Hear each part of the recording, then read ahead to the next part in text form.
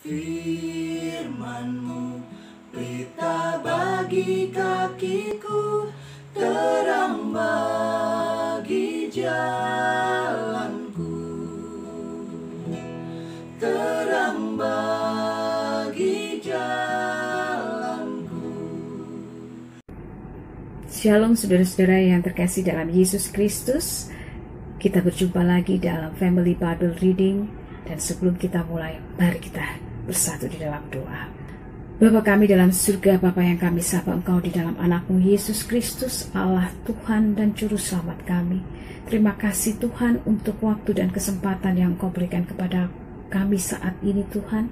Walaupun singkat, kami boleh duduk diam di bawah kaki Tuhan, mendengarkan akan firman-Mu. Biarlah Roh-Mu yang kudus menjamah hati dan pikiran kami, sehingga kami boleh mengerti dan terlebih lagi kami mengenal akan kehendak Tuhan di dalam kehidupan kami.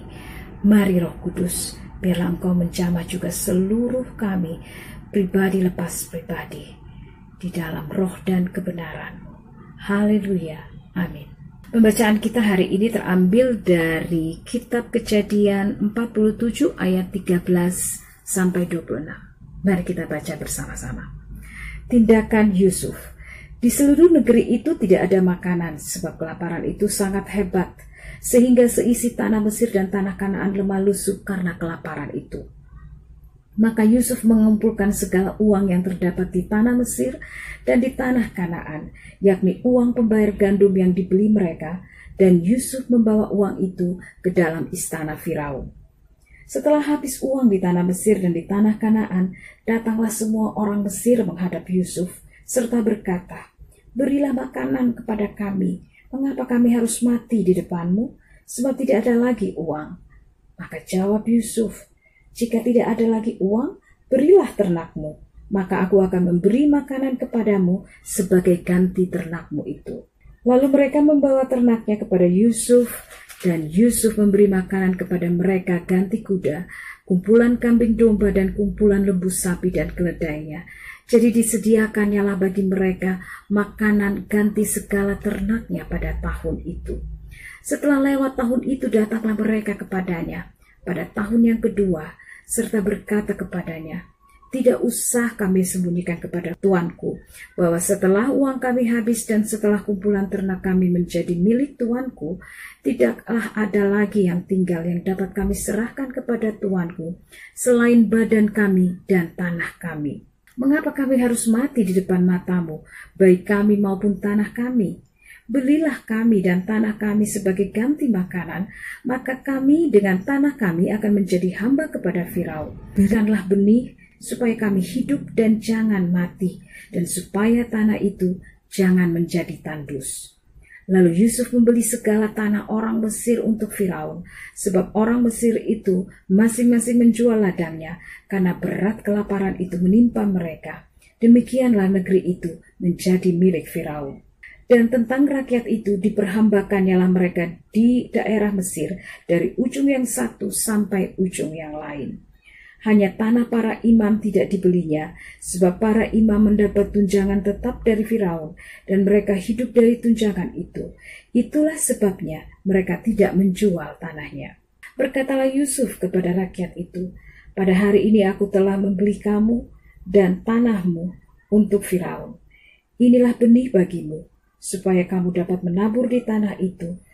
Mengenai hasilnya, kamu harus berikan 1/5 bagian kepada Firaun, dan yang 4 bagian lagi, itulah menjadi benih untuk ladangmu, dan menjadi makanan kamu dan mereka yang ada di rumahmu, dan menjadi makanan anak-anakmu."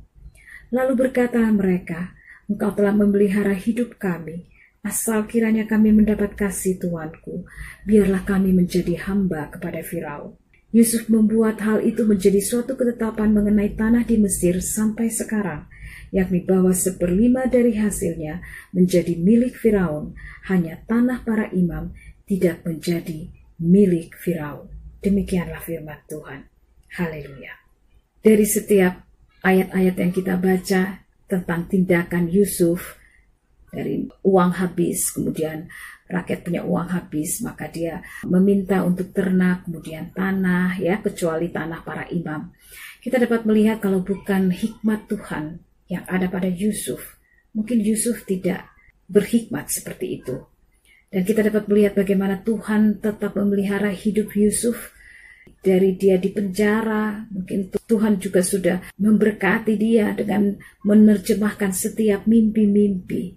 Dan setiap hal-hal kita dapat melihat bagaimana penyertaan Tuhan, kasih karunia Tuhan kepada Yusuf.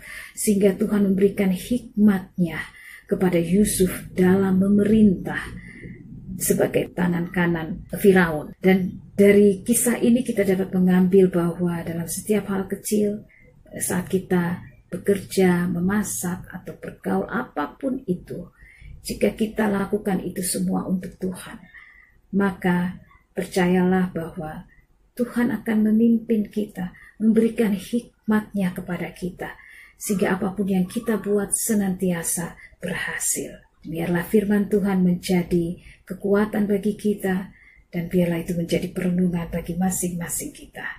Tuhan Yesus memberkati. Mari kita berdoa.